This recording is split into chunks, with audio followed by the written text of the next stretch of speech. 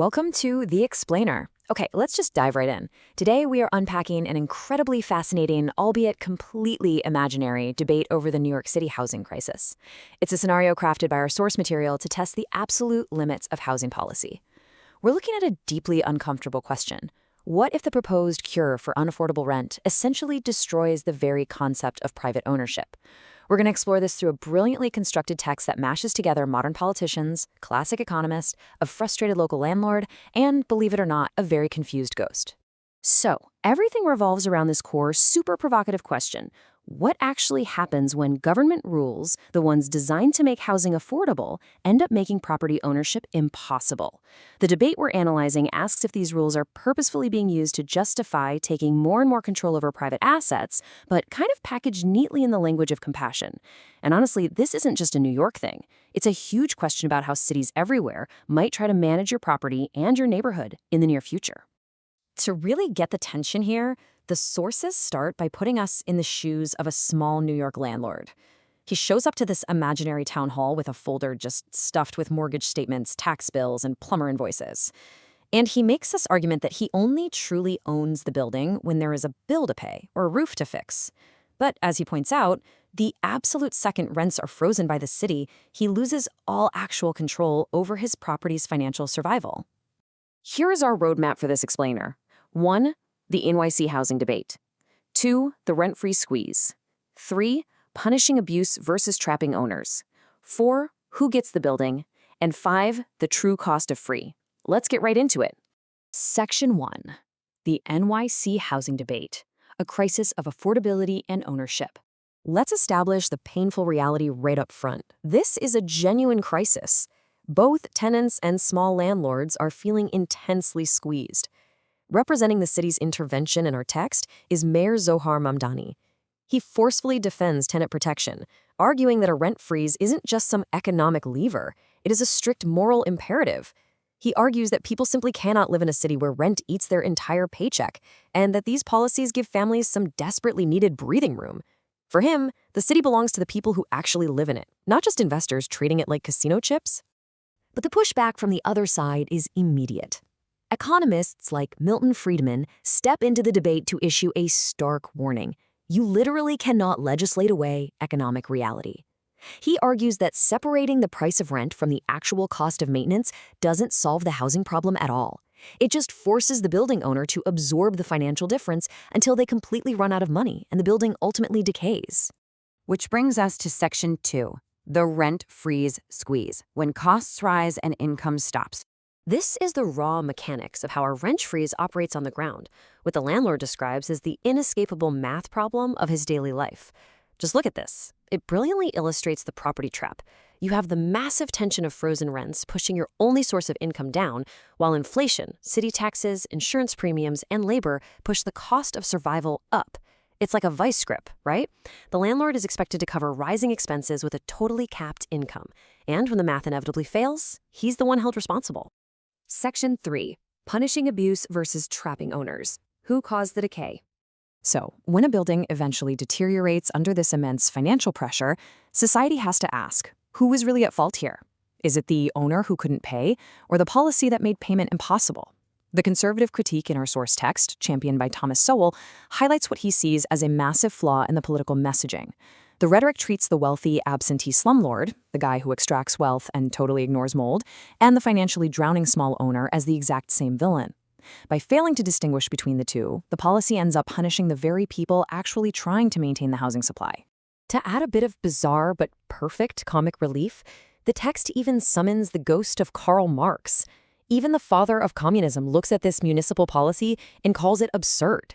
He notes the absolute ridiculousness of freezing a landlord's money, watching the pipes naturally burst because there are no funds to fix them, and then holding a grand press conference to blame the landlord for failing the tenants. It's literally a trap with paperwork. Moving on to Section 4. Who gets the building? The transfer of power. The plot really thickens here.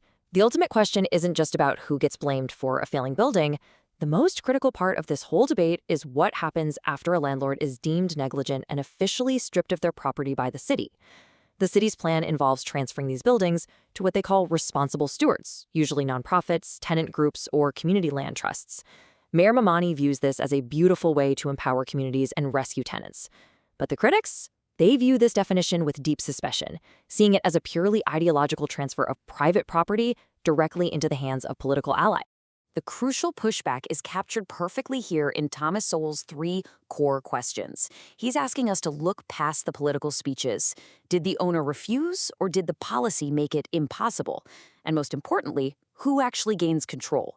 Sowell is warning us to pay attention to where the leverage goes, because that dictates who really controls the neighborhood you live in. Power doesn't just evaporate when it's taken from our private landlord. It simply moves to groups favored by the city. Marx pops up again here to hilariously point out that modern local government has essentially just rebranded socialism.